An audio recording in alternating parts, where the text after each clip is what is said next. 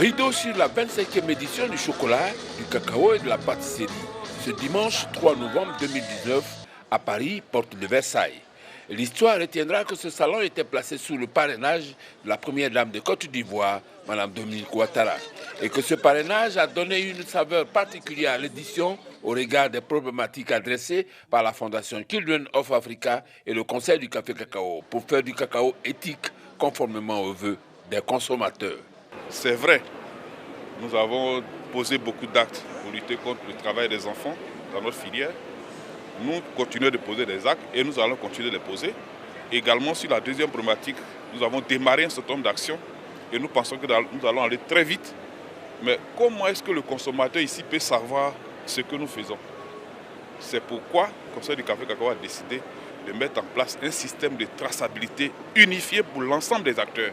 Autre fait significatif, le premier pays producteur a mieux chocolaté sa participation comparativement aux éditions précédentes en termes de communication. Ce salon a un plus par rapport aux années dernières parce qu'il y a cette participation institutionnelle très forte représentée par la première dame de Côte d'Ivoire, mais surtout la communication qui a été faite autour des thèmes thématiques qui sont d'actualité.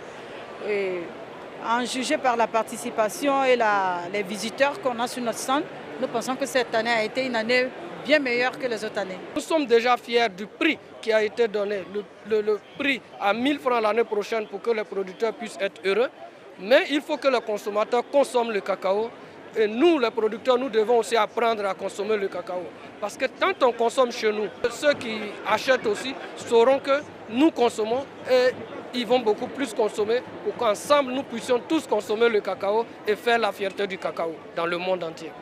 Au total, on note des acquis, mais il faudra davantage veiller sur le champ du cacao ivoirien parce que les avantages comparatifs sont dynamiques et nécessitent de la constance dans les actions.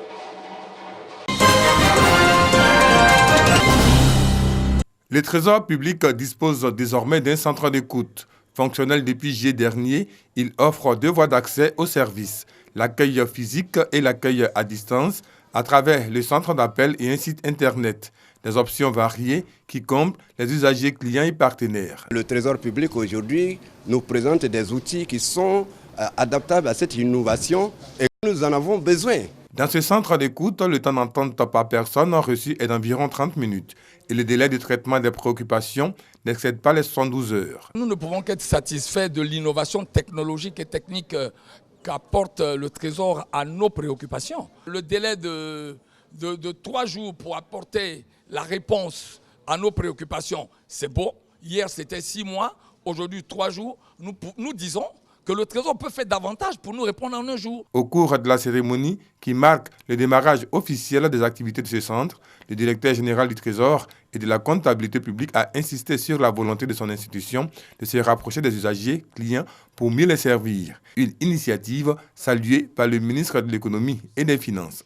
Avec cet outil, désormais, tous les usagers pourront avoir des informations en temps réel sur l'état d'avancement de leurs dossiers qui sont en traitement au niveau du Trésor. Je voudrais à cette occasion inviter tous les usagers, les clients, à vraiment utiliser cet outil. Parce que je pourrais dire que le Trésor a fait sa part. Il appartient maintenant en fait, aux usagers d'utiliser cet outil. Le centre d'écoute du Trésor public a été créé par décision en juin dernier.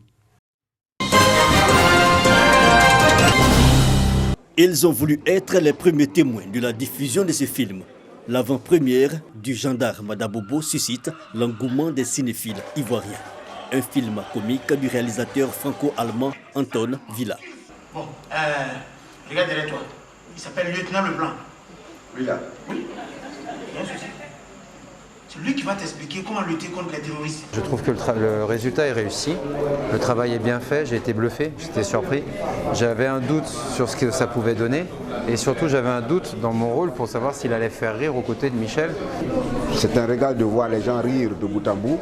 Du début jusqu'à la fin, c'était quand même extraordinaire. C'est l'histoire d'un gendarme qui mène une vie paisible dans un village à la frontière entre le Ghana et la Côte d'Ivoire, où il dépouille toutes les voitures qui passent. Mais le jour où il tombe accidentellement sur la voiture du ministre de la Défense, il est muté dans le quartier le plus chaud d'Abidjan, Abobo. Vous avez reconnu le ministre de la Défense? devant faire équipe avec le fils illégitime du président de la République française écarté des missions sensibles, il va devoir prouver qu'il est un vrai gendarme. Je pense que la Côte d'Ivoire est un pays qui est en train de tirer la charrette du cinéma africain et j'espère que ça ira encore très très loin et qu'avec l'ouverture de nouvelles salles, de plus en plus de films qui pourront être appelés des blockbusters vont venir. Il y a des terroristes à Bobo. C'est autour de cette question de l'adjudant-chef Gou que gravite le film. La réponse à cette question certainement au bout de plus d'1 heure et demie de comédie.